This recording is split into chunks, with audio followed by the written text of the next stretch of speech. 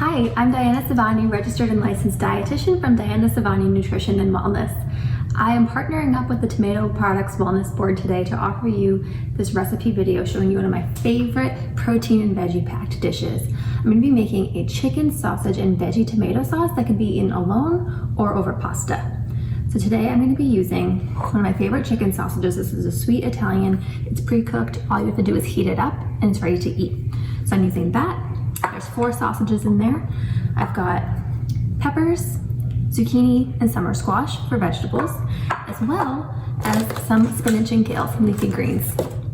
We're also going to be using some yellow onion, fresh garlic, my favorite, and some chopped fresh parsley, among some other spices that I'll be showing you in my cabinet. Of course, cannot forget the tomatoes. I am using these canned tomatoes. They're crushed tomatoes with basil. I like the ones with basil because it adds a little extra flavor. Sometimes what I'll do is I'll use 1 can of regular tomatoes with basil and another can of no salt added or low sodium tomatoes, just to balance out the sodium content for the entire meal. So this one has 130 milligrams of sodium per serving, which makes it a low sodium product. And these are tomatoes from the USA. You can see made in the USA right on the back of the can. Tomatoes, I think in the USA get a bad reputation, and a lot of people think of tomatoes and they think of Italy, right? There's a lot of hype around tomato-based sauces and salads, like a good caprese from Italy, the pasta sauces, the pizza sauces, all that delicious stuff.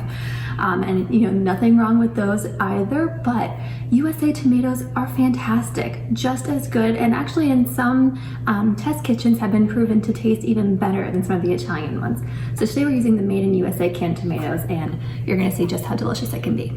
So I'm gonna put these here and I will get started to show you each step of this delicious recipe.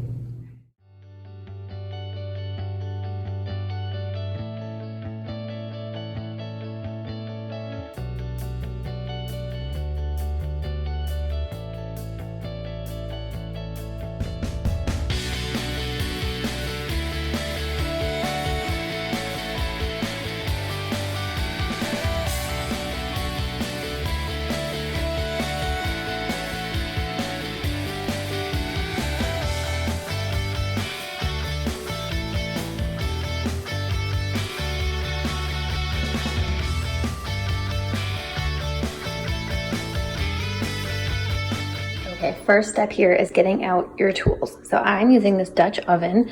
It's a nice big pot, nice and tall, holds a lot of food.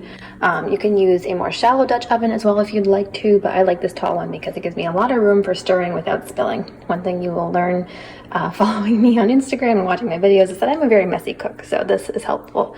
Dutch ovens are nice because you can put them on the stovetop or in the oven. I'm only going to be using it on the stove today though. So first step is adding a couple tablespoons of regular olive oil, which is what I love to cook with for oil. It gives some nice heart healthy fats. I know a lot of people are worried about using too much oil for the calories, so you definitely want to use, you know, a moderate portion, but enough to kind of give the ingredients we're putting in the pan something to prevent them from sticking. So now that I've got a few tablespoons of oil in there, I'm going to turn on my stove. Everyone's stoves are different, so just find like what the medium temperature is. You don't want it too hot so that we don't burn the onions and garlic that go in here, but you want it to be hot enough that they start to brown and caramelize. Now you want to keep the cover handy. I like to use one of these mats, like a silicone mat that is great for putting the lid on after you've been cooking, because you'll notice that once you put the lid on after a little while, it gets really steamy, and then you take it off, you'll have water dripping everywhere. So I like this mat to prevent it from getting all over my kitchen. Alright, so my oil is nice and warm now, so what I'm going to do is add my garlic. This is crushed garlic. Oops, I need a spoon maybe. Probably 6 cloves that I crushed using a garlic press. I really like the garlic flavors. You can kind of adjust the portion depending on what you and your family like. So we're going to get that in there. Oh my gosh, it already smells so good. And I've got half of a small yellow onion here, chopped up, and I'm going to add that into the garlic. So this you're just going to saute for a little bit. You want to come and stir it every couple of seconds or every couple minutes. Just keep an eye on it. You want it to get nice and translucent onions, a little bit brown, but you don't want to burn it. You want to make sure it's not sticking either. So this here is actually called, fun fact I learned from my husband, is a sofrito. This combination of onion, garlic, and olive oil. So we're just going to let this get nice and fragrant. Get a little translucent and brown, like I said, and I will show you what that looks like in a minute. And we'll move on to the next step. Okay, our sofrito is looking absolutely delicious and smelling delicious. You'll see the onions have started to go a little translucent. They got a couple pieces of garlic browning here, so I'm getting ready to add the next step. So I'll show you what that is. We've got the chicken sausage all chopped up. I'm just going to add these right in here. Oh, come on, little stragglers. Okay, hold on. There we go. Causing all kinds of problems over here. So this is diced chicken sausage. I have 4 sausages in here. They're one of the brands that has kind of a larger size sausage, so I'm using 4. It's just me and my husband, so we usually will make 4 like this with a bunch of vegetables and then split this up for a dinner and then have some leftovers for lunches the next couple days or leftovers for dinner. So you can kind of, assuming how many people you have, choose like 1 sausage per person and then kind of add vegetables based on how much you guys like. So as a dietitian, I definitely recommend a lot of veggies because that will add a lot of fiber and water content to keep you full, as well as all the vitamins and minerals, of course. Basically, I'm going to add these in. Again, they're pre-cooked. If you're using not pre-cooked sausages, you definitely want to keep that in mind and cook them more fully before doing it this way. These are pre-cooked chicken sausages. I'm just going to brown them in here. I'm mixing up the onions and garlic now into those sausages, and then once they start to brown, I'll toss them around, flip them over, and then we'll move on to the next step. Okay, so you can see here my chicken sausages are starting to brown on the sides. You want them to get just a nice little brown crispness, but not burned. And you want to keep stirring so that your onions and garlic don't completely burn and stick to the bottom. A little more browning is okay. So then basically what we're going to do now is add the vegetables. So to save you from seeing my struggle of pouring out of a bowl with one hand, I just poured it in the bowl of vegetables. So this is 1 red bell pepper, 1 zucchini, and 1 summer squash chopped up. So I sliced the zucchini and summer squash the long way first in half twice. So it was 4 long strips, and then I diced them that way. And then the bell pepper I just cut into large chunks. So I add the veggies in here. I'm going to toss this all up, mix in those browned sausages. Get the veggies mixed in well with the garlic and onions. Scrape the bottom of the pan a little. Get all that goodness in there. And then we are basically going to let this sit for a few minutes. You basically want the vegetables to start browning a little, but also softening. So what I'm going to do now is leave it on the same heat. I'm going to add my cover. I like to leave it just a little bit off so it'll have some steam, but it will leave some steam in there to help soften those veggies. Okay, so you definitely want to judge this by your stove and lower the temperature if you need to. I just lowered mine a tiny bit, but these are looking pretty good. They're getting a little bit brown. So I'm just going to give it a nice healthy stir, scrape the bottom a little, and then put it back in for another couple minutes. Okay, so these are looking good. Veggies are starting to brown. The sausage is browned a little more as well. And they're starting to soften, so this all looks really good. So what we're going to do now is get to the fun part, the tomatoes. So I've got my can of tomatoes open up here. Again, this is crushed tomatoes with basil. Be careful pouring so you don't splatter it all over yourself. So what I usually do is I add 1 large can. This is a 28-ounce can. And then I'll top it all up, and I will see if I want more sauce or not. If you eat this just by itself, you probably don't need more than this. You can just kind of pour this all in a bowl like this and eat it with maybe a slice of bread for dunking in the sauce, because of course you have to do that with sauce.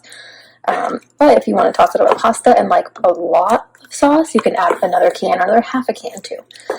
Totally up to you.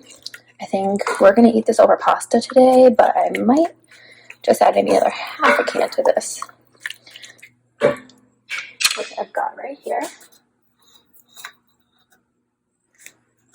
Here we go. Yum. Okay. Looking good. So we're going to mix that all up, and I'm going to add a couple of spices. So I'm going to be adding sea salt to this mixture here and crushed red pepper. You can add however much crushed red pepper as you like depending on your spice tolerance, but one thing I've learned living with my Italian husband who does like to make a lot of sauces is that salt is necessary for a really good sauce. If you have high blood pressure, you're trying to lower your salt intake, you could totally skip it if you wanted to, because the canned tomatoes do have some salt in there already. But if not, I do think a little bit of salt will definitely add flavor to this. So the crushed red pepper, I like a good amount of spice, so I'm just adding a nice sprinkle there, and then I'll mix this all up, and I'm going to add some salt now too. Got the salt and crushed red pepper mixed in there. Next step is fresh parsley. So I've got maybe 2/3 of a cup or a full cup of chopped fresh curly parsley here. I'm going to mix that all in. And you do want to also save a little bit of fresh chopped parsley or just a few little bundles of fresh parsley on the side for the topping too, like a little garnish. It looks really pretty if you do that, but you don't have to. You can just mix it all in. But if you want a fun little garnish, little parsley makes it really pretty. And you can definitely use dried herbs for this too, like dried parsley, if you don't have any fresh ones on hand. But I do think there's nothing like fresh parsley. It really adds a lot of really good flavor and makes it just super delicious. So I'm going to mix this all in. I'm going to put the cover on and reduce the heat just to simmer. And you can honestly leave it like this for as long as you want. The longer it sits in there, the more flavor it's going to have, and it'll be extra delicious. So this is typically when I will make my pasta. So I've got my water here. I'm going to turn this pan on, get that water boiling, and add my pasta. And then while that's happening, I'll just come over here and continue to mix this goodness up every now and then. And then when the pasta's done, this should be all good to go. Once this has been simmering for a little bit too is when you can add your dark leafy greens. So I just whipped up some baby spinach and a few pieces of baby kale. If you have any picky eaters in the house, this is nice to kind of blend in, because if you've ever cooked baby spinach, it shrivels up pretty small once it's heated, and it will mix in nicely with the herbs, so it might be barely noticeable, especially if you chop it up nice and fine. I just added the pasta into the water. You guys know how to make pasta, super easy. But I'm using rigatoni today. You could also, if you want more fiber, more protein, use one of like the chickpea-based pastas or just a whole wheat pasta. All great options. So use what kind you like. Alright, so once your pasta's done, just give your sauce another good stir. And basically we're going to toss this over the pasta, make sure everybody gets a little bit of the sausage and lots of veggies. Put as much sauce on there as you like. And then in the bowl, we're just going to toss it up so it coats all of that delicious pasta. I have the finished product. Again, we have the chicken sausage for lots of protein, peppers, zucchini, summer squash, some leafy greens, lots of veggies. And I'm putting, again, fresh parsley on top as a little garnish.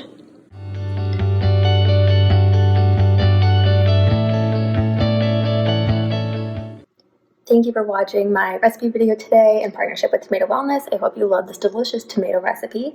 Definitely let me know in the comments what veggies you would add, what kind of chicken sausage you prefer, how you think this recipe came out. Love to hear from you.